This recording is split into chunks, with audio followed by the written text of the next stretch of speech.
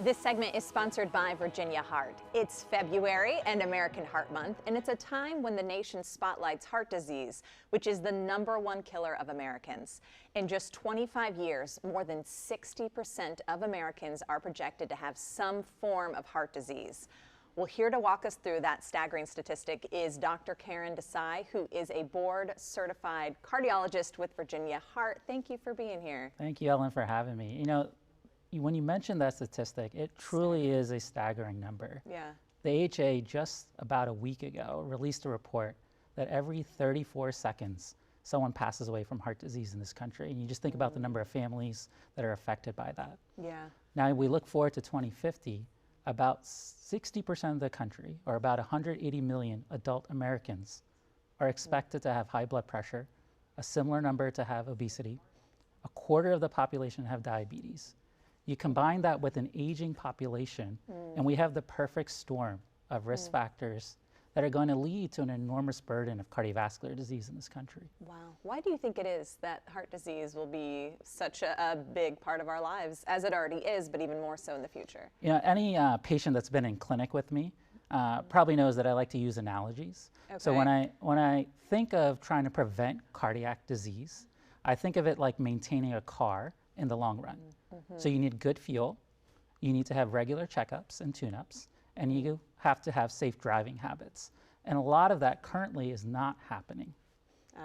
Okay. So maybe a little bit more detail on that regarding diet. And if we think of fuel like what our car's engine needs, and our engine, like our heart runs best on premium fuel.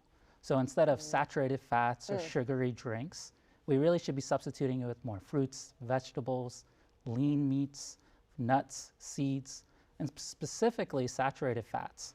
They lead to higher amount of LDL cholesterol, that quote-unquote bad cholesterol. That's the bad cholesterol. Yes. Okay. Now think of LDL cholesterol like sludgy gas, and it's clogging up your fuel lines going to your engine. Yeah. And if you accumulate enough of it, it's going to cause your engine to stall. And in this analogy, it's like developing plaque in the heart arteries, and eventually could lead to a heart attack.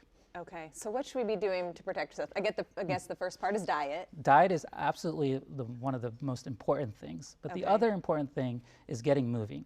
Okay. In that same report that was released about a week ago, it was noted that only 15% of teens in this country meet federal guidelines for physical activity, and adults are not doing much better.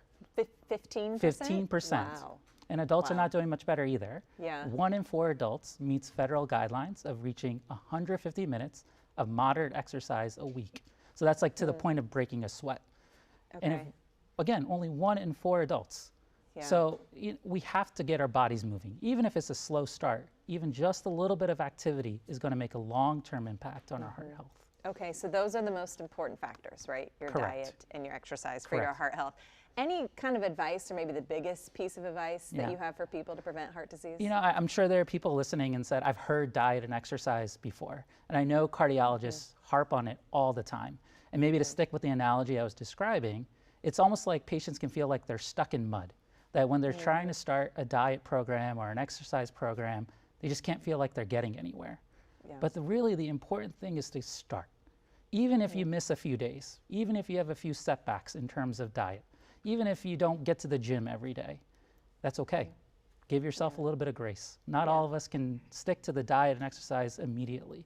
But if you get going, get moving, and develop those healthy habits now, it's going to pay long-term dividends. Those are those safe driving habits. Well, you find sometimes the forward momentum, you start to feel better, you say, Correct. oh, actually this isn't the annoyance I thought it was going to be, because your overall health is improving. Exactly right. And we know that even just a little bit of exercise, even just a little bit decrease in saturated fat can have big long-term impact on your cholesterol. Reducing like saturated fat actually stimulates your body to remove the bad cholesterol from your body. So eating things like fruits, veggies, a little bit of movement. And I think this is also a really key point. It has to be easily attainable. Yes. And policymakers also have to make it easily attainable in terms of healthy lifestyle for everybody. Yeah, we can do that. We know where to get fruits and vegetables, how to exercise. Thank you for being here for a little inspiration today. If you would like more information at home, just go to virginiaheart.com.